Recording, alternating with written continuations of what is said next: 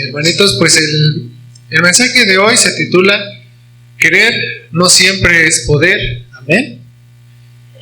Hoy vamos a enfatizar en esta frase que hemos escuchado, hermanos, del querer es poder. Esta frase, hermanos, no es lo que parece, ya que cuando se trata de obedecer a Dios, esta frase no aplica. Como ven, ahí tenemos una cita que es Romanos 6, del 11 al 14.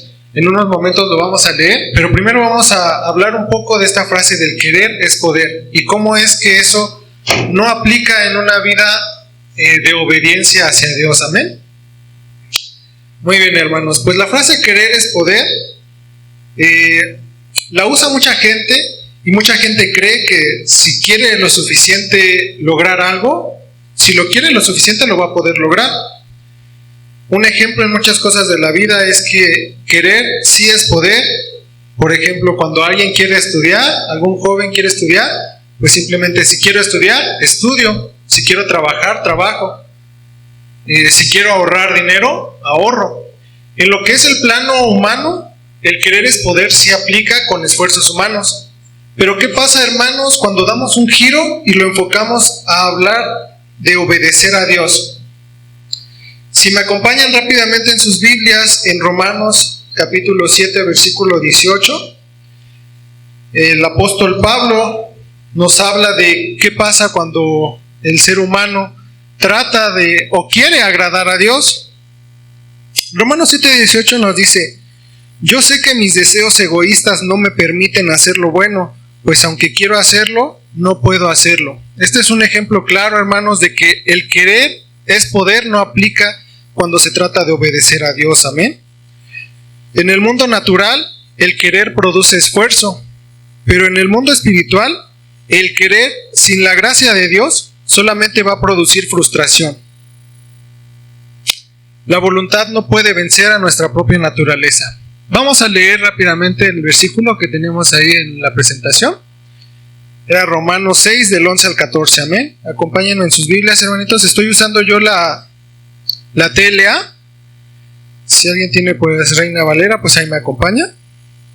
Pero Romanos 6, del 11 al 14 dice: de igual manera el pecado ya no tiene poder sobre ustedes, sino que Cristo les ha dado vida y ahora viven para agradar a Dios. Así que no dejen que el pecado los gobierne ni que los obligue a obedecer los malos deseos del cuerpo. Ustedes ya han muerto al pecado, pero ahora han vuelto a vivir. Así que no dejen que el pecado los use para hacer lo malo. Más bien entréguense a Dios y hagan lo que a Él le agrada. Así el pecado ya no tendrá su poder sobre ustedes, porque ya no son esclavos de la ley. Ahora están al servicio del amor de Dios. Amén. Regresemos a las diapositivas y vamos a ver lo que es la tesis de estos versículos que acabamos de leer. Para los que no lo sepan, hermanitos, hemos estado recibiendo un estudio los días viernes en donde estamos estructurando los mensajes de esta manera. Lo dividimos en tesis y un mensaje se divide en silogismos. Este mensaje se va a dividir en 5 silogismos, pero vamos a empezar con la tesis. De manera resumida, ¿qué es lo que nos quieren decir estos versículos? La tesis dice: todo aquel que ha recibido la vida nueva en Cristo ya no vive bajo el dominio del pecado, sino bajo el poder de la gracia que lo capacita para obedecer a Dios. Amén. A ver, leanlo ustedes, hermanitos, con voz fuerte, por favor.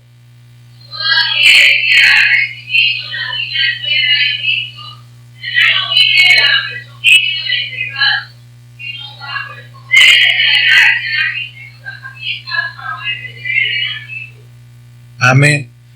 La vida nueva que tenemos nos da libertad, pero ahí mismo dice que esa nueva vida nos ha librado de estar bajo el dominio del pecado. ¿Por qué es que estábamos bajo el dominio del pecado? Bueno, porque la naturaleza del hombre siempre lo mantendrá esclavizado, y la única forma de salir de esa esclavitud es a través de la nueva vida que nos menciona aquí. También nos menciona algo muy importante, que es que ahora vamos a vivir bajo el poder de la gracia. ¿Cuántos de aquí yo creo que entienden lo que es la gracia? Les voy a dar la definición de gracia. La gracia es el poder recibido de Dios para obedecer y hacer lo que a Él le agrada.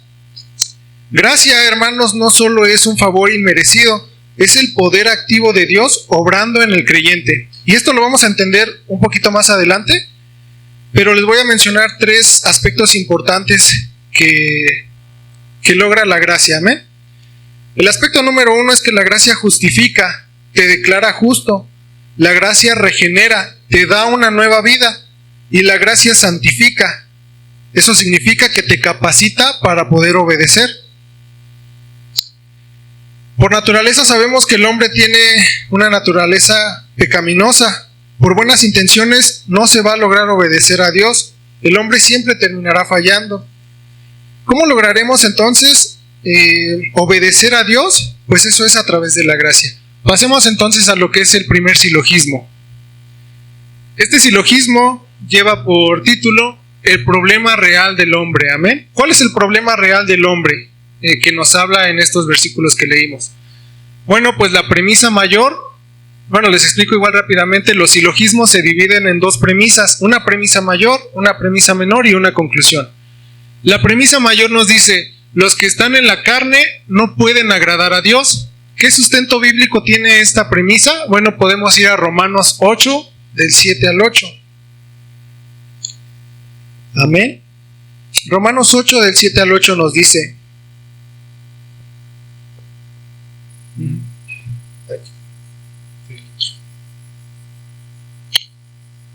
los que no controlan sus malos deseos solo piensan en hacer lo malo. Son enemigos de Dios porque no quieren ni pueden obedecer la ley de Dios. Por eso los que viven obedeciendo sus malos deseos no pueden agradarlo. Amén. Vamos a ver lo que dice la premisa menor.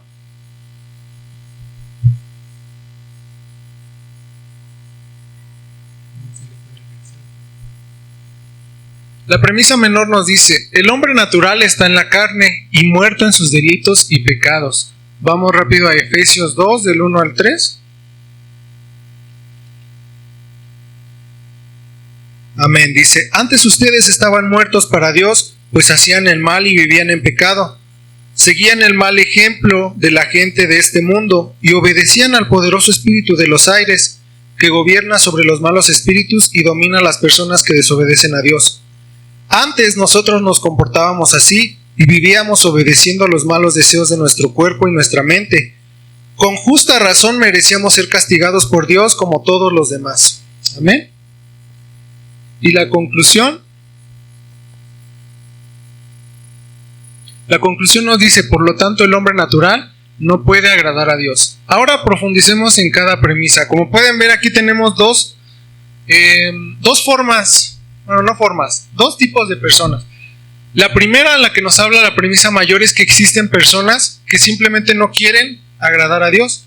Y si no quieren, pues por obvias razones no van a poder, porque ni siquiera lo van a intentar. Dice: los que están en la carne no pueden agradar a Dios. Y lo vimos en Romanos 8, del 7 al 8, que prefieren vivir haciendo lo que la carne le gusta. En la premisa menor tenemos que el hombre natural está en la carne y muerto en sus delitos y pecados. Esto nos quiere decir que si un hombre quiere agradar a Dios, aunque él quiera, aunque tenga todos los deseos en sí mismo de querer, simplemente su naturaleza no se lo permite. ¿Cuál es la naturaleza del hombre? Bueno, pues la naturaleza del hombre es una naturaleza pecaminosa. No sé si lo recuerdan cuando el pastor nos compartía un poco sobre el Evangelio, nos hacía esta comparación de las moscas y las abejas. Naturalmente, ¿dónde vamos a encontrar a las moscas? Pues en la basura, en los desperdicios. ¿Y a las abejas dónde las encontraremos? Pues en las flores, ¿no? Es raro ver una abeja en la basura y una mosca en las flores. De eso se trata entonces. El hombre por naturaleza no puede agradar a Dios, aunque éste lo intente, aunque en él esté el deseo, simplemente no va a poder, porque el pecado está atado a nuestro cuerpo, a nuestra propia carne. Entonces la conclusión: por lo tanto, el hombre natural no puede agradar a Dios. Amén. Eso es el silogismo 1, el problema real del hombre. Vamos ahora al silogismo 2. Este silogismo lleva por nombre: la obediencia no puede salvar. Vamos a leer la premisa mayor. Dice: si la salvación dependiera de obras, sería salario y no gracia. A ver, lean ustedes, hermanitos.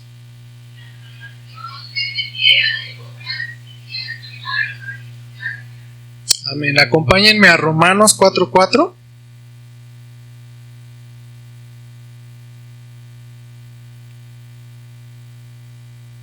Amén. Dice, ahora bien, el dinero que se le paga a alguien por un trabajo no es ningún regalo, sino algo que se le debe. Amén. Ahora regresamos a la presentación. La premisa menor nos dice, la salvación es por gracia y no por obras. Lo podemos ver en Efesios 2, del 8 al 9.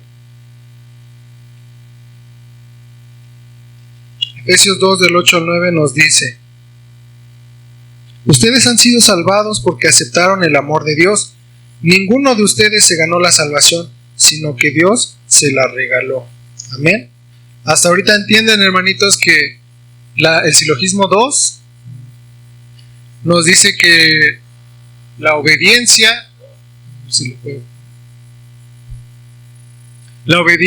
no puede salvar. Simplemente tú no puedes comprar tu salvación tratando de obedecer con tus propios actos, con tratar de por tus propias fuerzas obedecer a Dios. Ahí mismo lo dice que si la salvación dependiera de obras sería salario y no gracia.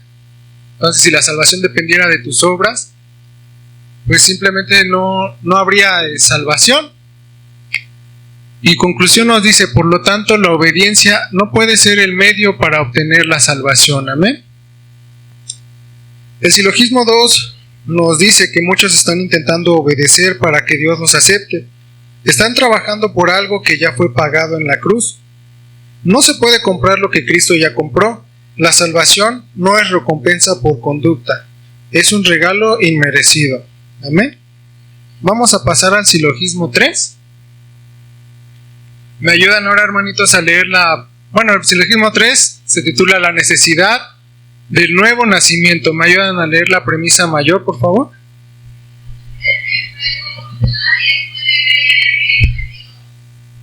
Amén. Eso lo vemos en Juan 3:3. ¿Me acompañan rápidamente? Juan 3:3.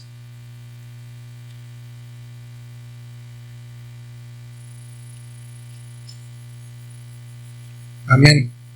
Si lo recuerdan, aquí es cuando Jesús estaba hablando con Nicodemo y Jesús le dice, te aseguro que si una persona no nace de nuevo, no podrá ver el reino de Dios, sino solamente el que bajó de allí, es decir, yo. ¿Sí? No, perdón, si nada más era hasta no podrá ver el reino de Dios. Ese es el sustento bíblico de la premisa mayor. Ahora veamos la premisa menor. La premisa menor nos dice, el nuevo nacimiento es obra del Espíritu de Dios. Está en Juan 3, del 5 al 8. Nos dice aquí, Jesús le respondió, te aseguro que si uno no nace del agua y del Espíritu, no puede entrar en el reino de Dios. Todos nacen de padres humanos, pero los hijos de Dios solo nacen del Espíritu. No te sorprendas si te digo que hay que nacer de nuevo. El viento sopla por donde quiere y aunque oyes su sonido, no sabes de dónde viene ni a dónde va. Así también sucede con todos los que nacen del Espíritu. Amén. Regresamos a la presentación. Como conclusión, nos dice que por lo tanto la capacidad espiritual no proviene del hombre, sino de la obra soberana del Espíritu. Amén. Hasta aquí sí van entendiendo, hermanitos, cómo se va dividiendo estos versículos en los silogismos y los vamos entendiendo un poco mejor de qué nos habla esos versículos que leímos. Este silogismo nos dice que no necesitas mejorar tu conducta primero, necesitas tener un nuevo corazón.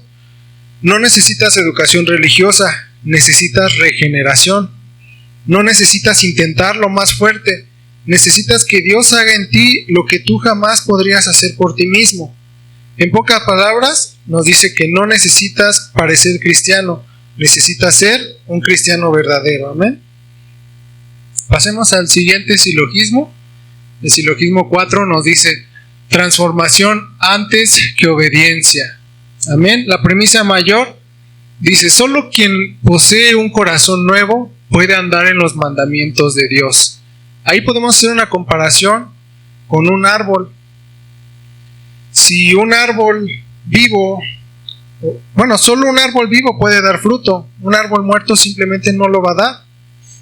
La premisa menor nos dice que Dios es quien da el nuevo corazón y pone su espíritu dentro del hombre.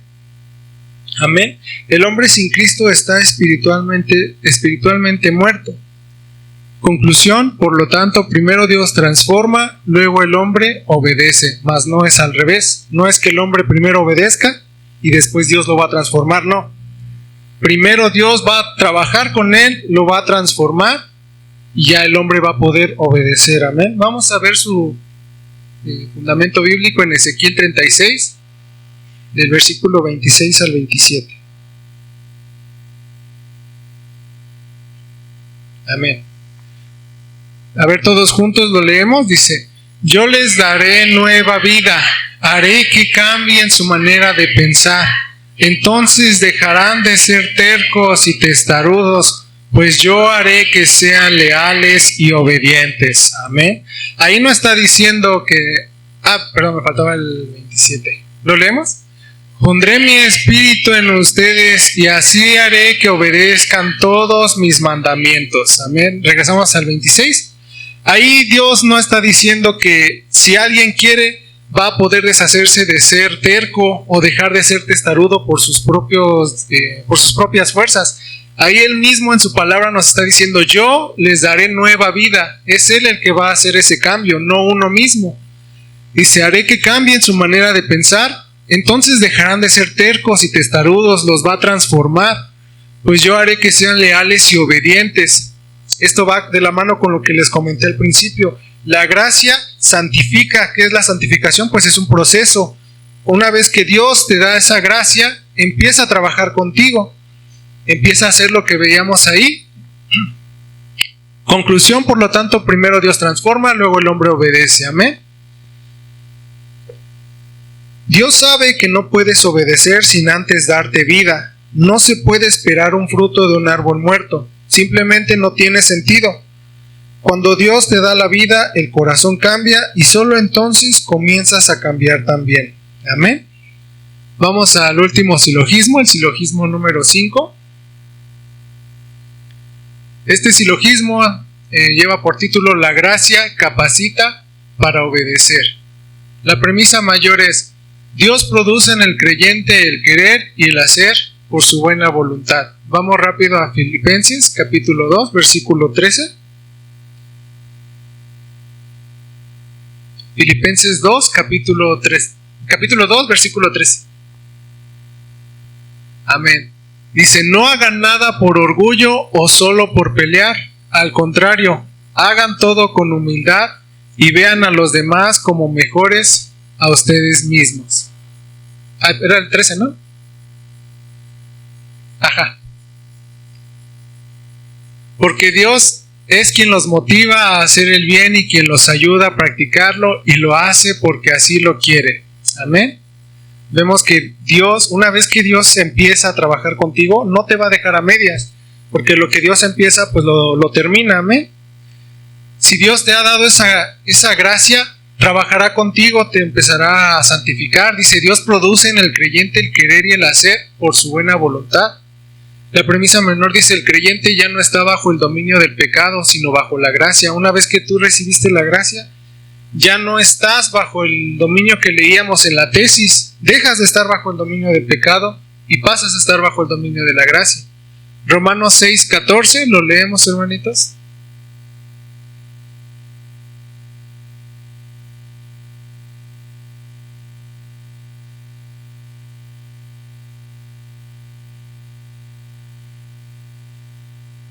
Amén. ¿Lo leemos todos juntos? Así el pecado ya no tendrá poder sobre ustedes, porque ya no son esclavos de la ley. Ahora están al servicio del amor de Dios. Amén. Ahora están al servicio del amor. Ahora sí pueden obedecerle, porque Él es quien ya les ha dado esa nueva naturaleza. Así el pecado ya no tendrá poder sobre ustedes, porque ya no son esclavos de la ley, ahora están al servicio del amor de Dios. Amén. La salvación es una obra iniciada por Dios. Vamos a leer la conclusión. Por lo tanto, la obediencia del creyente es el fruto del poder de la gracia actuando en él. La gracia, hermanos, no solo perdona pecados, La gracia rompe toda atadura al pecado, como les explicaba. El hombre naturalmente tiene el pecado atado a su misma carne y no puede deshacerse de él. Desde que el hombre nace, tiene el pecado atado a él, ya es parte de su naturaleza. La gracia capacita el presente. La gracia te ayuda a saber cómo obedecer a Dios, es quien te orienta. Si estás en Cristo, no estás luchando solo. El mismo Dios que te salvó está obrando dentro de ti para que puedas obedecerle. ¿Amén? ¿Lo creen esto, hermanos? Amén. Y bueno, esos han sido los silogismos en los que lo hemos dividido estos versículos. Vamos con las conclusiones, hermanitos. Amén. Podemos entonces concluir que el problema no es que el hombre no quiera obedecer. El problema es que no puede obedecer, simplemente no puede. Por más que quiera, por más que se esfuerce, como lo decía, en las cosas humanas, tú te puedes esforzar y vas a lograr algo. No sé, pueden poner ejemplos suyos propios. Yo, por ejemplo, me esfuerzo por tocar la batería. Pero pues ya lo que se va logrando, ¿no? Lo logras con tus propios esfuerzos. Pero uno mismo esforzarse por tratar de agradarle a Dios, simplemente no se va a poder. Nunca se va a poder. Nunca, ni una de tus cosas que hagas, nada de lo que hagas, va a hacer que Dios se agrade de ti. Simplemente no puedes. El hombre por naturaleza no puede. Entonces, ¿qué pasa? No obedecemos a Dios para que Dios nos dé... No obedecemos, para que Dios nos dé vida. Dios nos da vida para que podamos obedecer. Amén. Esto me recuerda a la frase de el que no... ¿Cómo era? El que no vive para servir, no sirve para vivir. Amén. No obedecemos para que Dios nos dé vida. Dios nos da vida para que podamos obedecerle a Él. Cuando entendemos esa verdad, la obediencia deja de ser carga y se convierte en fruto. Amén. Esto quiere decir que cuando tú lo entiendas, cuando por fin puedas entender lo que esto significa, la obediencia ya no va a ser una carga para ti, simplemente va a ser un fruto que va a salir naturalmente de ti. Amén. Me gustaría dar 3 ejemplos que encontré. Decía que existe aquel que es el que obedece de manera esforzada. Es aquel que dice, estoy intentando cambiar, pero no se trata de intentarlo más fuerte o seguir haciéndolo con tus propios esfuerzos. Se trata de nacer de nuevo. Existen aquellas personas que luchan con el pecado persistentemente, y lo que dicen estas personas es, siempre vuelvo a caer, y esto es porque no estás bajo la ley. No estás bajo la ley, estás bajo gracia, entonces no has entendido que no estás luchando solo. Esto me recuerda a una vez que di una predicación para los jóvenes. Hablaba yo de un ciclo en el que ese ciclo se basa en que tú prometes a Dios que vas a cambiar en algo, prometes que vas a cumplir en algo, y tratas de cumplir esa promesa por tus propios esfuerzos, pero llega el momento en el que fallas. ¿Y qué pasa cuando fallas? Pues vuelves a hacer otra promesa, tratando de compensar el daño que hiciste en la promesa que no pudiste cumplir. Entonces, vuelves a hacer una promesa, la vuelves a fallar, y vuelves a hacer una promesa para compensar las 2 promesas que no pudiste cumplir, y vuelves a prometer, y es un ciclo hasta que llega el momento en el que colapsas. ¿Y qué es lo que pasa con las personas que colapsan al ver que sus propios esfuerzos no están dando fruto como ellos esperan? Pues simplemente se sienten indignos y dicen, pues Dios no puede usarme, yo no soy digno para estar ahí, no sé, participar en la iglesia o para lo que ustedes piensen. Podrán incluso compararse con otros hermanos diciendo, no, pues yo no puedo ser como él, esa persona Dios la está usando, pero yo ya lo intenté y no. Se sienten indignos, pero eso es porque la gracia no está buscando dignos. La gracia lo que hace es crear personas dignas. Amén. Y bueno, ya para terminar, hermanitos, como conclusión, el hombre no puede agradar a Dios por sí mismo. Por eso la obediencia jamás puede ser el medio de la salvación. La salvación es por gracia, lo que hace necesario el nuevo nacimiento. Cuando Dios transforma el corazón, entonces el hombre puede obedecer. Así la obediencia no es la causa de la salvación, sino el fruto de la gracia. Amén. Si dependes de tu fuerza, fracasarás. Si dependes de la gracia, perseverarás. Porque la gracia no solo te salva, la gracia te sostiene. Y lo que Dios comienza en un hombre, Dios lo va a terminar. Amén. Un regalo inmerecido.